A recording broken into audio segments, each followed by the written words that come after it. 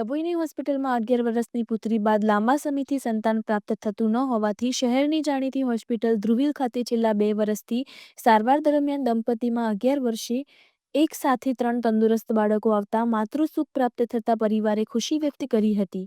11 વર્ષના લાંબા સમય બાદ એક સાથે 2 દીકરા અને દીકરીનો જન્મ થતા પરિવારમાં ખુશીની લહેર વ્યાપી હતી। રિપોર્ટર ફઝલ રજાક ખત્રી।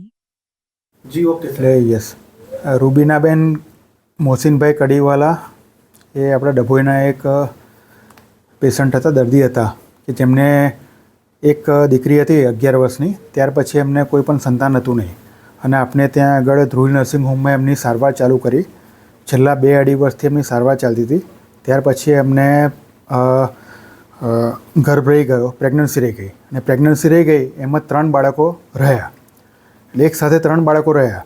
એક સાથે 3 બાળકો રહ્યા પછી આ મોટા ભાગે આવા કેસોમાં 4,000 થી 5,000 કેસે એક જ કેસમાં એવું બને કે પૂરા મહિના સુધી પહોંચતું હોય અને 10,000 એક જ કેસ એવું બને કે જ્યારે 10,000માં એક કેસમાં 3 બાળકો સારા આવતા હોય। તે રીતે એમની 9 મહિના અમે આગળ સારવાર ચાલુ રાખી, એમની સારવાર કરી અને ત્યાર પછી 9મા મહિનામાં એમની આજે ડિલિવરી કરાવી તો એમને અત્યારે એક સાથે 3 સંતાનો પ્રાપ્ત થયા।